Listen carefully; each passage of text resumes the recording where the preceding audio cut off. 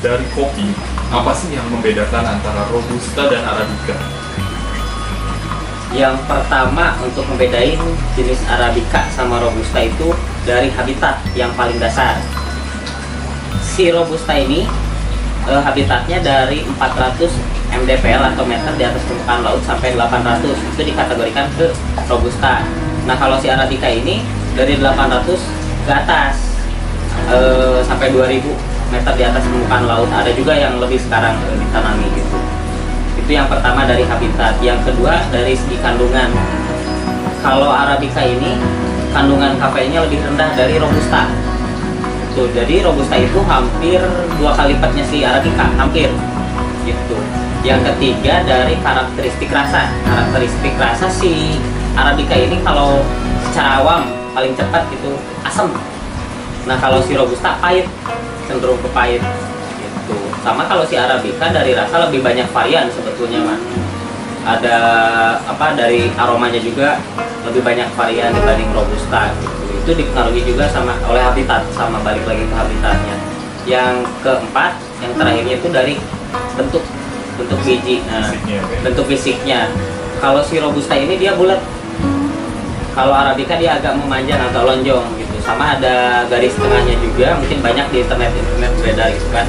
Ini garis tengahnya dia cenderung lurus sama bulatnya hampir mendekati bulat sempurna lah gitu. Katakanlah kalau si Robusta.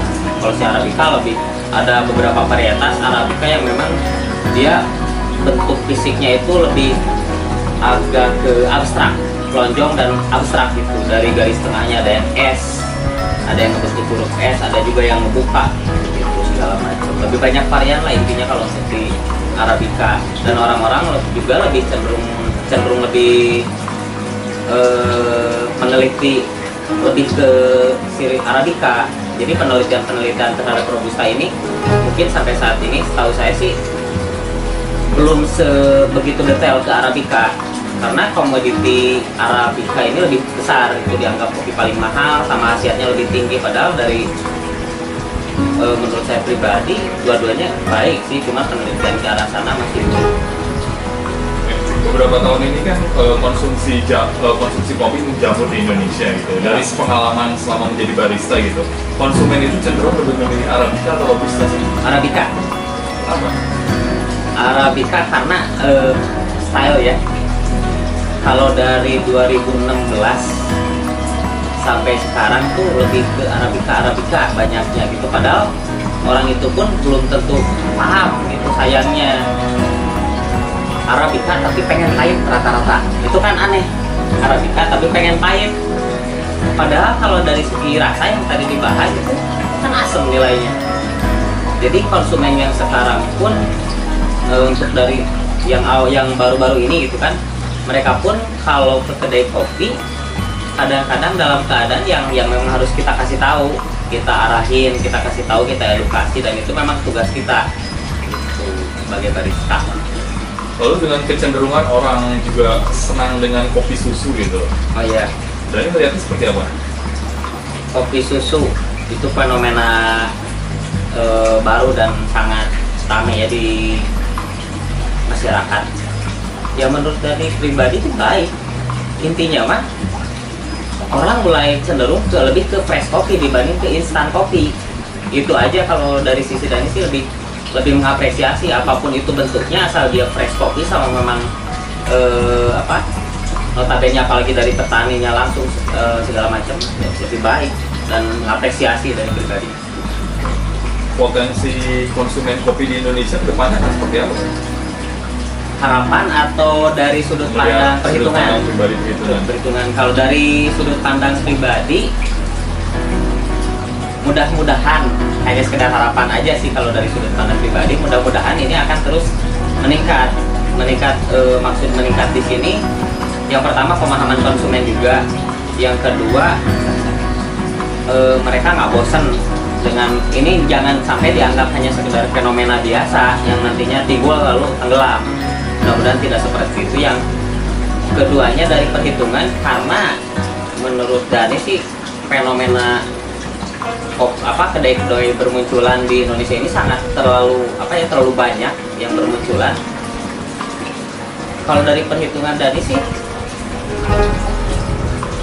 apa ya, ini akan menimbulkan persaingan. Dan kalau boleh nitip saran ke para owner-owner kedai, ya walaupun ini apa, merebak, rame dan menimbulkan persaingan, satu hal aja ingat visi misi kita di petani gitu. Untuk ya saling genggaman tangan aja satu sama lain, karena akhirnya terjadi perpecahan antar kedai juga sebetulnya. Itu sampai ke rasanya. iya, soalnya terlalu merebak, terlalu cepat. Ada yang terlalu cepat buka kedai juga, akhirnya tumbang segala macam teman-teman juga kayak gitu. Tapi fenomena terlalu banyak kedai itu lebih kepada karena memang apa, ngikuti, menjamur, ingin ngikuti, atau memang basicnya memang mereka pun suka dengan kopi sehingga akhirnya membuat kedai-kedai kopi bermunculan. Itu dua hal yang saling bersangkutan loh.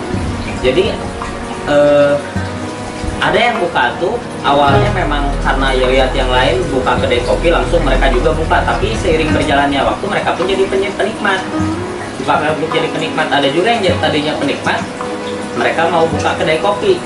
Jadi yang dari basicnya penikmat ada yang buka dari basicnya memang hanya sekedar bisnis atau orang ngeramein aja fenomena ini, buka juga. Itu jadi saling bersangkutan sih, dua-duanya nanti jadi apa, style juga, karena ramai yang lain buka kedai kopi, sama pasti jadi penikmat. Kalau pribadi itu baik kalau dari lihat. Ya, mungkin dari segi lihat kualitas kopi Indonesia itu seperti apa sih sekarang? Ini lagi di tingkat-tingkat paling tinggi, mungkin di tingkat di puncak-puncaknya kopi Indonesia dari 2016 yang juara itu salah satu search menjuarai di luar negeri, kelasnya internasional, dan akhirnya ngefek ke merebaknya kedai-kedai kopi dan bergantinya apa, komoditi yang tadinya sayuran jadi ke kopi juga, akhirnya banyak petani kopi juga. Kalau menurut Dani, ini suatu antusias, dan antusias itu terbentuk karena kita pun masyarakat Indonesia pede, percaya diri bahwa kualitas kita itu baik gitu.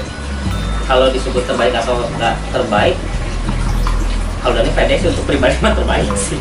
Faktor apa saja nih mempengaruhi potensi kopi di Indonesia ini memiliki kualitas yang tidak kalah dengan kopi-kopi luar negeri? Faktor alam kah? Faktor memang biji kopinya, atau faktor apa? Alam dan budaya, Om. Jadi kalau Dani lihat, apalagi di daerah Aceh ya, mereka itu nganggap ke kopi itu seperti makhluk, nggak cuma sebatas tanaman yang berbuah lalu buahnya kita pangkas, kita jadiin rupiah, tidak.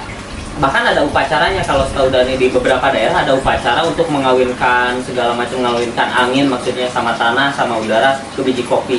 Dalam artian ini ada nilai budaya yang menghasilkan karakter kopi juga baik, dimana cara metiknya itu benar, nggak asal juga gitu. Jadi budaya sama